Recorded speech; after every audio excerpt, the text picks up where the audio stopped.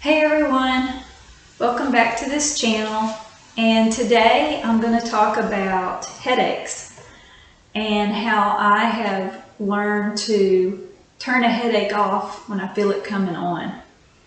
And so I know this is a struggle for many people. Many people have headaches, and my heart goes out to them because I've suffered with headaches and migraines since I was 15 years old. And so today I hope to help somebody get free from this pain and this suffering. It's a suffering, especially the migraines. So I'm going to tell you the recent discovery that I made probably in the last 6 to 8 months, maybe a year. I've been experimenting and working on this new revelation, I guess you could say, that I've got. But I'm going to go back. First, I'm going to start with the basics. These are things that I've learned over the years that lessened headaches, but it didn't completely get rid of them, and I wasn't sure what the key was to totally get rid of headaches. So we'll get to that at the end.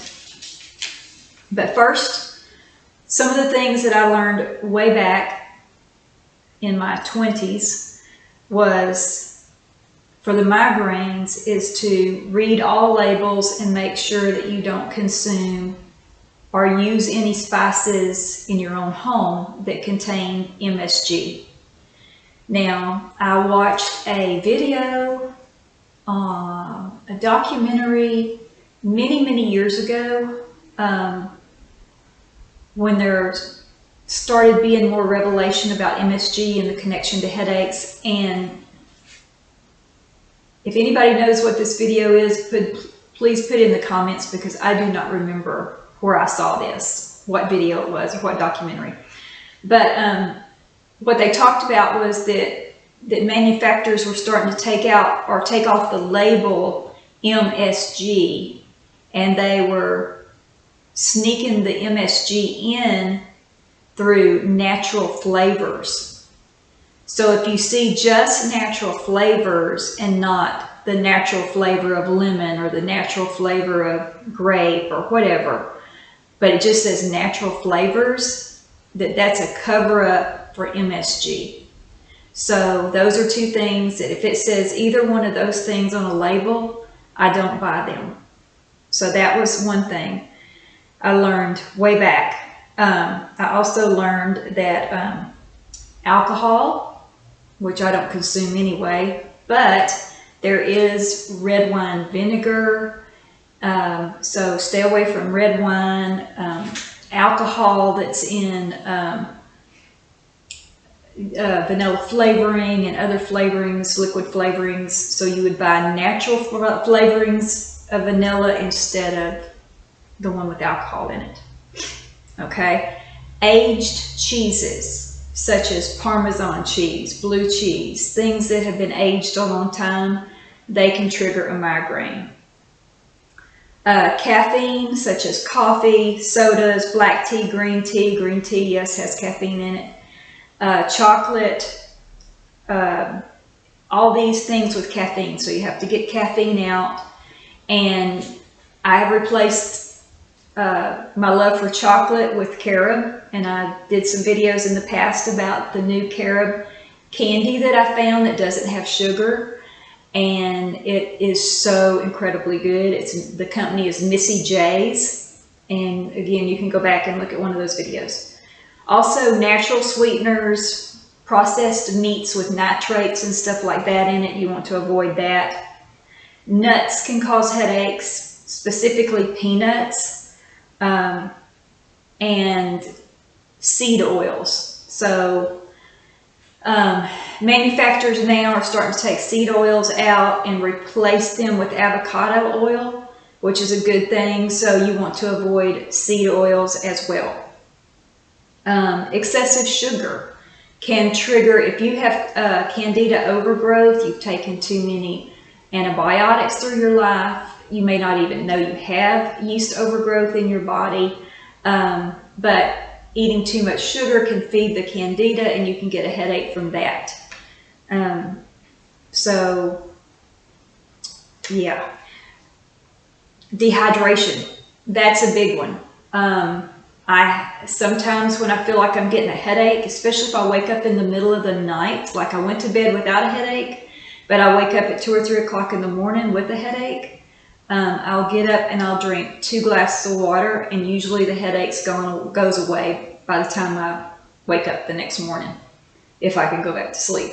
Depends on how bad the headache is, but that seems to work. So that's a go-to when you first start getting a headache. If you're one of those people that's not drinking plenty of water every day, then start off by drinking 2 glasses of pure water, not city water. City water has chemicals in it and different things. You can do studies on this on the internet to find out what's in city water, and you never want to drink that. You don't want to cook with that either.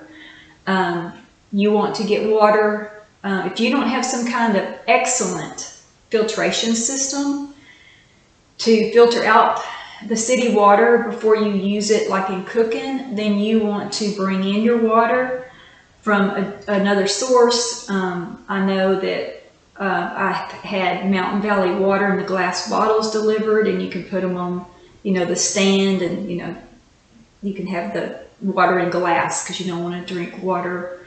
You don't want to consume anything really out of plastics.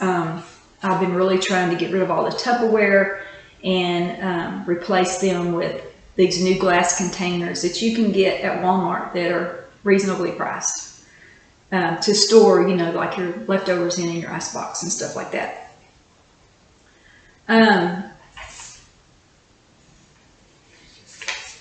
Okay, so not only do you want to read labels to not consume the natural flavors in the MSG, but you also want to read labels and make sure that you are not consuming additives, preservatives, pesticides, herbicides, anything on a label that you can't read or pronounce the word. You don't need to put it in your body. It's not natural. It's man-made, and it's going to have an effect on your body somehow. If it's nothing but just the fact it's going to cause extra stress on the liver, because the liver is trying to detox all these things in our environment, a lot of which we cannot control.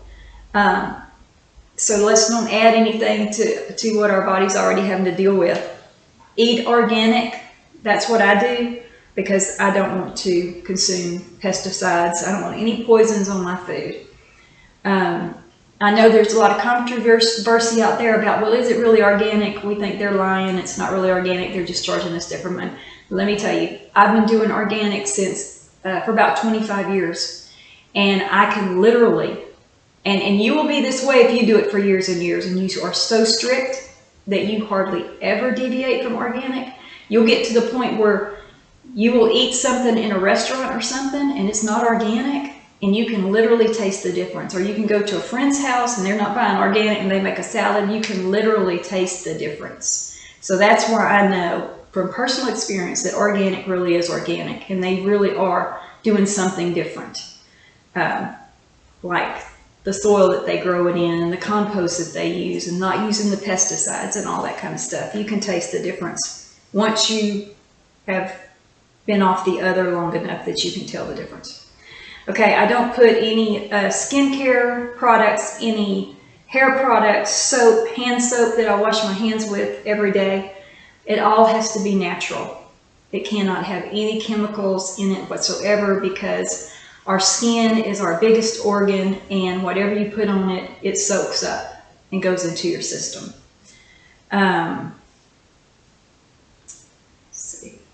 So yeah, that's the things that I have done over the past 25 years. I got most of this stuff out early on, but I was still having headaches. Not a lot of them, but I was still having them from time to time, and I couldn't understand. I was eating such a clean diet. I wasn't doing any of these things, and I was like, why am I still having a headache? And then I remembered that a book that I read many years ago, and I think I've told y'all a little bit about this before, and I've touched on this, is it was called Alkalize or Die. And so I started using these pH test strips to test my urine and see, was I acid or was I alkaline, or was I in the middle, or was I on the chart? And the chart is actually on here. You can see the chart right there. It gives you the colors. And so I get this at my health food store. I know you can order these online as well, but that might be a good start for you to get some of these and start testing your urine at least 3 times a day and see where you are on the chart. And so I found out that I was acidic, and I said, okay, when you're overly acidic, it's like there's a fire in your body, and the alkaline is like the cold water that puts the fire out. So what I started doing was I started taking my Vitamix, and I would put the container full of spinach and pour 2 cups of water in there, blend it, strain it. Sometimes I don't strain it. If I'm in a hurry, I don't strain it. But I'd rather drink it strained. And then I eat the pulp, which is all the green pulp that's left in the strainer. I'll throw it in my salad at lunch and eat that so it doesn't go to waste. And there's a lot of alkaline there, so you don't want to miss out on that. So that's what I usually start off with every morning. When I get up in the morning, I'm drinking around 3 cups is what it makes from a 64-ounce blender container. I'm drinking about 3 cups of spinach juice. And then that leaves me about a half a cup of pulp that I will add to my salad at lunch. And I heard a doctor say one time that was into health, he said, you need to eat a green salad. And when he's talking about green, we're not talking iceberg lettuce here, because there's no nutrition in that. We're talking at the very least romaine, but better to get like a spring mix that you can buy at HEB in the plastic containers. Yeah, I know it's plastic, but we don't have a choice there. But the containers that you can get here at HEB of all the spring mix. And he said you want to eat a salad as big as your head. So that's a good way to gauge it. And so I've learned, and some people may say, well, that's a lot of salad to eat, and I'll have to sit there and chew, and it's going to take me 30 minutes to chew all that.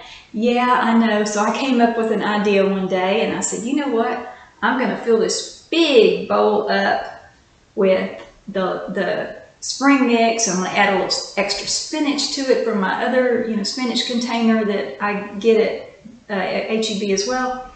And I'm going to throw all this into my food processor, and I'm going to chop it up until it's as fine as I can get it. And that way I can eat all that big pile of greens, and it's going to be condensed down to a little pile like this, and most of the chewing is done by the food processor, so I don't have near as much chewing to do. And I found that way you use less dressing, which dressing is usually where we come up with the acid. So you got the lemon juice if you're making your own dressings at home, or if you're using like a tablespoon of mayonnaise or something mixed with something else, like I showed y'all on another video, one of my power bowls, which I do Vegenaise and half of an orange and 1 tablespoon of Vegenaise, and I pour that over my power bowl salad. So anyway, you're using less dressing as well. So you're not getting all the oils and all that kind of stuff. So that's another plus. So basically, if I feel like, and I usually start off my day alkaline with drinking the spinach juice. A lot of times I'll have like some asparagus that I steamed. That will be my breakfast in the morning. So I'm starting off that way. I'm starting off alkalizing my body. And then at lunch is when I eat my acid. So when I'm saying acid, I'm simply meaning salad dressing. I'm throwing beans into my salad, my big salad that I've condensed down. I'm throwing beans in there. I'm making my own flatbread out of my grain meal. I'm grinding my own wheat. So I got a piece of flatbread to go with that salad. That's acidic. The beans are acidic. The dressing's acidic. And then, let's see. I usually have a couple of salads for lunch. So I'll have another salad. So that might be some other dressing that has a little lemon juice in it or something. So, you know, there's a little more acid. I've been on a kick lately of having a broccoli salad with my regular spring green salad. So the broccoli is alkaline, but then I'm using Vegenaise, and I'm sweetening the Vegenaise with freshly extracted apple juice that I do a bunch of apples at one time, and I freeze all these little half cup little things in the freezer of the fresh apple juice, and that's what I use as a sweetener. So I'm staying away from sugar. And then I would throw pieces of apple in the broccoli salad, and it's got some cranberries in there, and then I throw some sunflower seeds in there. So I've been doing that. But the sunflower seeds are acidic, the Vegenaise is acidic, the cranberries are acidic. Apples can be a little on the acidic side. So the broccoli is the only thing then that is alkaline. And so that's what I've been eating a lot of lately. That's been my craving. And then for supper, I'll have like, if I felt like I overdid the acid at lunch, I will do another 3 cups of spinach juice. I also put sunflower sprouts in my salads, which is a high source of protein, believe it or not, and it's also alkaline. So, and I also put that sometimes in my spinach juice. Also, sometimes in the morning spinach juice, I will put celery. Sometimes I'll juice celery and drink celery juice because that is alkaline. I'll have that in the morning. And so then at night, I'll have a half of a small avocado, and I'll mix it with the pulp from the spinach juice, or I'll, make some little kind of salad, but I don't use any dressing. I don't consume any acid at my supper meal. So,